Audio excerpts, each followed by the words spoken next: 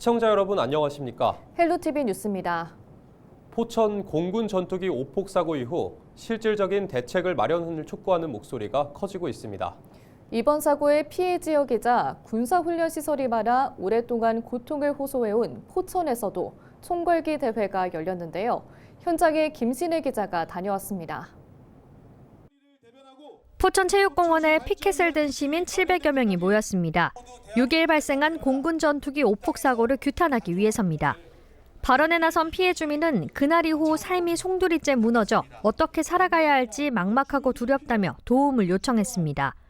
그러면서 긴급 생계 지원과 이주 대책 마련을 간곡히 부탁했습니다.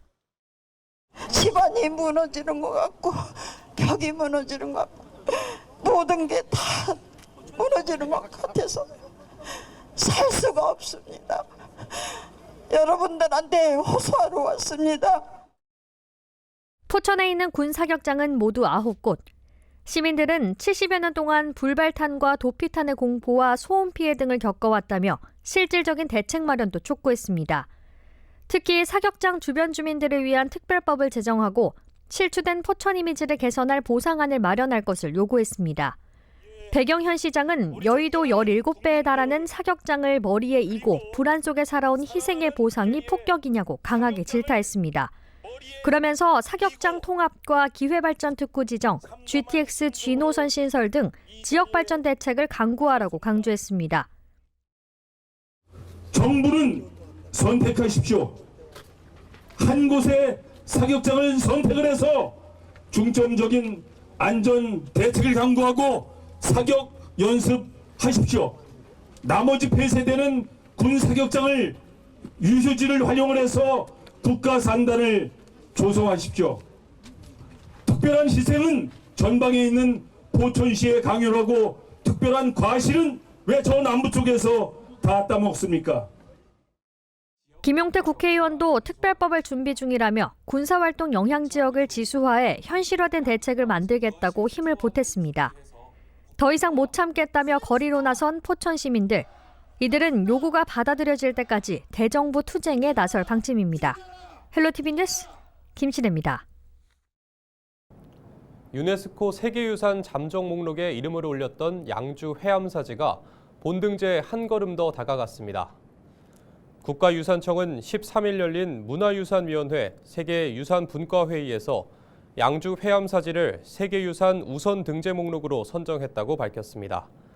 우선 등재 목록은 국내 잠정 목록 유산 14개 가운데 우선적으로 세계유산 등재를 추진할 유산을 정하는 국내 평가 절차입니다. 해암사지는 14세기 동아시아에서 유행한 불교인 선종의 번역을 증명하는 문화유산으로 지난 2022년 7월 유네스코 세계유산 잠정 목록에 등재됐습니다. 의정부시가 의정부역 주변을 개발하는 내용의 이른바 의정부역 비즈니스 콤플렉스 사업을 추진 중입니다. 하지만 예산 낭비 등을 이유로 야당 의정부시 의원들이 사업을 강하게 반대하며 관련 용역 예산을 2차례나 삭감한 바 있는데요. 의정부 지역 시민단체들도 의정부역 비즈니스 콤플렉스 사업을 반대하고 나섰습니다. 경기 북부 시민자치연구소 등 의정부 지역 시민단체 연대는 19일 성명서를 내고 의정부역 앞 평화공원은 미군기지 반환을 수십 년 동안 외쳐온 의정부 시민사회 투쟁의 결과라며 시민들의 뜻을 왜곡해 예산 낭비와 민간 투자 개발 사업 수단으로 활용해선 안 된다고 강조했습니다. 이어 사업 용역비 8억 원을 전액 삭감할 것을 촉구한다며 대신 예산 부족으로 삭감된 민생 예산을 복구할 것을 요구한다고 덧붙였습니다. 의정부 도시공사는 기술자문위원과 함께 의정부 바둑 전용 경기장 신축 공사 현장에서 합동 안전 점검을 실시했습니다. 이번 점검에서는 지반 침하, 구조물 균열, 앵커 및 배수 시스템 등 해빙기로 인한 위험 요소를 집중적으로 점검했습니다. 공사는 의정부 바둑 전용 경기장 신축 공사 현장에서 근로자의 안전을 최우선으로 삼고 체계적인 안전관리 대책을 추진하고 있다고 전했습니다. 명태균 씨 사건을 수사 중인 검찰이 오세훈 서울시장의 자택과 사무실 등을 압수수색했습니다. 서울중앙지검은 20일 오전 서울시청과 시장 공관에 검사와 수사관을 보내 압수수색을 진행했습니다. 검찰은 오 시장이 지난 2021년 서울시장 보궐선거 당시 명태균 씨에게 여론조사를 13차례 의뢰하고 후원자인 김한정 씨에게 여론조사 비용을 대신 내도록 한 것으로 의심하고 있습니다. 검찰은 오 시장 외에도 여론조사 비용 대납 의혹과 관련해 강철원 전 서울시 부시장의 주거지도 압수수색했습니다. 전자칠판 납부비리 의혹을 받고 있는 인천시 의원 2명을 비롯한 업체 관계자들이 모두 입건돼 수사를 받고 있습니다. 인천경찰청 반부패 경제범죄수사대는 뇌물수수 혐의로 인천시 의원 2명을 불구속 입건 수사하고 있다고 밝혔습니다. 또 전자칠판 업체 관계자와 범행에 가담한 7명을 뇌물공여 혐의로 입건했습니다. 시의원들은 학교에 전자칠판을 납품하도록 돕고 그 대가로 납품 금액의 20%가량을 리베이트로 받은 혐의를 받고 있습니다. 전자칠판 업체 관계자 등은 리베이트를 이들 시의원에게 준 혐의 등입니다. 경찰은 최근 시의원 2명을 불러 조사했으며 앞서 이들의 자택과 사무실을 압수수색하기도 했습니다. 한편 경찰은 또 다른 시의원들에게도 전자칠판 납품비리 의혹이 있다고 보고 내사를 진행 중입니다. 우리 지역 소각장 마련 상황을 살펴보는 시간, 오늘은 부천과 인접한 인천 지역을 살펴봅니다.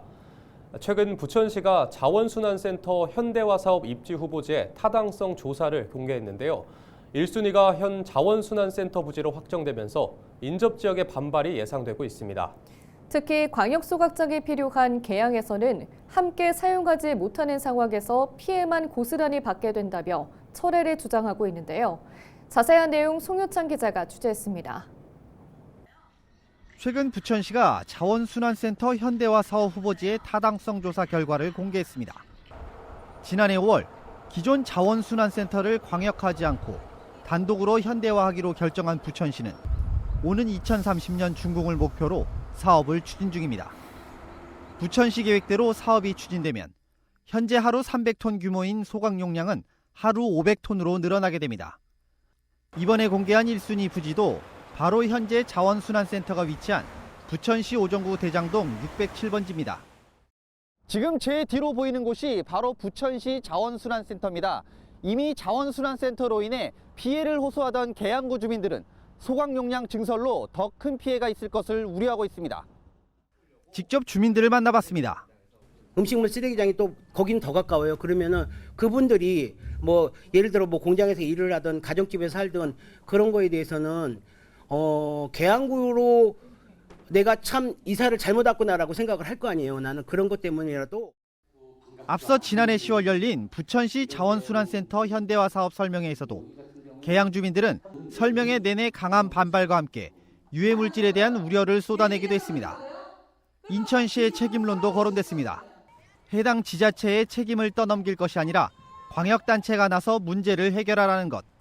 일개 단체장이 뭘 할 수 있겠습니까? 좀 큰 데서 시에서 조금 더 나은 생각으로 이 문제를 해결하기를 강력 추구합니다. 실제 지난해 인천시는 광역 소각장 건립을 폐기물 관리법상 책임 주체인 군수구청장이 주도하는 방식으로 전면 전환했습니다. 그러나 주민들의 말처럼 부평과 계양 지자체장 역시 기초자치단체 간 싸움으로 번질 수 있는 만큼 인천시가 나서야 한다고 주장하고 있습니다. 수도권 생활 폐기물 직매립 금지가 내년으로 다가오고 있습니다. 부천시가 내놓은 자원순환센터 확대 계획에 부평과 계양이 빠진 상황에서 광역 소각장 문제가 해결되지 못한 지금 지역 주민들의 반발과 함께 쓰레기 대란까지 예상되고 있는 만큼 조속한 문제 해결이 시급해 보입니다. 옐로티비 뉴스 송유창입니다.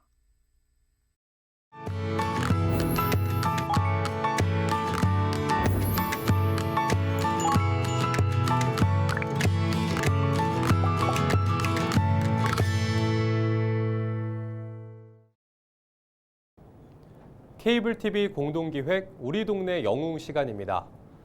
서울 동작구에는 미용 봉사를 통해 지역사회를 따뜻하게 만들어 나가는 단체가 있습니다.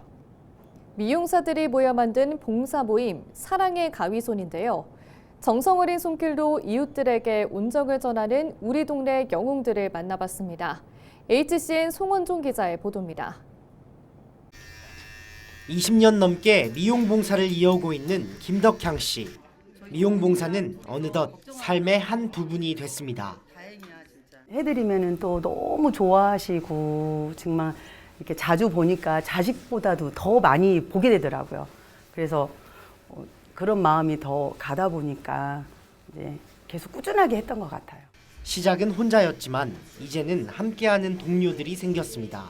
김 씨는 10년 전 뜻이 맞는 동료 미용사들과 사랑의 가위손이라는 봉사 모임을 만들었습니다. 단순하게 시작을 한 게 이제 조금 더 의미 있게 여럿이서 고정적으로 해서 꾸준하게 하자로 바뀐 거죠.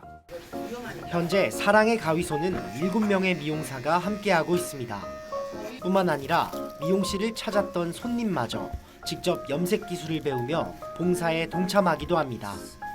기술과 재능을 이웃과 나눌 수 있다는 것 자체가 큰 기쁨입니다. 진짜 미용의 미자도 모르고 그냥 미용실만 머리하러 다녔던 사람인데 이렇게 염색하는 사람이 좀 부족하다고 해서 같이 하면 어떻겠냐 그래서 시작을 했는데 하나하나 배웠죠. 이제 약 타는 거. 지금은 너무 잘한 것 같고. 예, 여럿이 하니까 힘이 안 들죠. 혼자 하면 힘이 들는데 같이 나눠서 하니 그래서 힘도 덜 들고 기쁘고. 사랑의 가위손은 매달 몸이 불편하거나 생활이 어려운 어르신들을 위한 미용 봉사를 펼칩니다. 동주민센터나 요양원 등 사랑의 손길이 필요한 곳이라면 어디든 찾아갑니다. 내가 원한 대로 해주니까 좋죠. 예. 항상 고맙게 생각하고 있어요. 네, 주민들 반응들이 굉장히 좋습니다. 한 달에 한 번씩 커트나 염색이나 이런 걸 하시는데요. 이제 혼자 계신 분들은 그걸 할 수 없는 상황인데 이렇게 방문을 하셔서 한 달에 한 번씩 굉장히 만족도가 높은. 미용 일을 할 수 없을 때까지 봉사를 계속하고 싶다는 사랑의 가위손 회원들. 미용 일을 안 할 때까지 끝까지 할 거니까 이제 그때까지 계속 할 거고요. 우리 봉사단원들과 즐겁게 으쌰으쌰 하면서 그렇게 열심히 하고 싶습니다. 이웃을 향한 진심 어린 손길들이 우리 사회를 더욱 따뜻하게 만들고 있습니다. HCN 뉴스 송원종입니다. 인천시가 올해 미래첨단 고부가 가치 산업을 중심으로 총 16만여 개의 일자리 창출에 나섭니다. 시는 최근 유정복 시장 주재로 올해 제1차 고용심의회를 열고 일자리 대책 연차별 세부 계획과 일자리 거버넌스 구축 계획을 심의 의결했다고 밝혔습니다. 일자리 거버넌스 구축 계획은 인천 지역의 120여 개 일자리 주체와 유관기관을 통합해 정책 연계를 강화하고 경제 산업 분야를 중심으로 5월까지 참여기관을 확정해 본격적으로 운영할 계획입니다. 일자리 대책 연차별 세부 계획은 경기 침체와 성장 둔화가 예상되는 상황에서도 고용의 질적 개선과 양적 성장을 목표로 하고 있습니다. 이를 위해 고부가 가치 미래 일자리 창출과 인천형 특화 일자리 지원, 청년 취업과 창업 지원 등 5대 전략을 기반으로 구체적인 실천 과제를 마련했습니다. 시는 올해 16만 3천 개의 일자리를 창출하고 고용률 69.1% 달성을 목표로 양질의 일자리를 확대해 고용 안전성을 높여갈 계획입니다. 최종 세부 계획은 이달 말까지 인천시 누리집에 공시될 예정입니다. 경기도는 20일 일산대교, 제3격인 고속화도로, 서수원 의왕간 고속화도로 등 경기도가 관리하는 3개 민자도로의 통행료를 동결한다고 밝혔습니다. 도는 제3격인 서수원 의왕의 경우 지난해 10월 통행료를 인상한 만큼 6개월 만에 추가 인상이 이뤄질 경우 도민들의 경제적 부담이 가중될 수 있음을 고려했다고 설명했습니다. 민자도로 3개사는 도론에 설치된 전광판 등을 통해 통행료 동결 결정을 안내할 예정입니다. 이 밖에도 도는 한강교량 중 유일한 유료도로인 일산대교 이용자의 편의를 증진하기 위한 시설 개선과 무료화 등의 지원 대책 마련도 추진 중입니다. 도는 통행료 무료 협상도 총력을 기울이기로 밝혔습니다. 이상으로 뉴스를 마칩니다. 시청해주신 여러분 고맙습니다.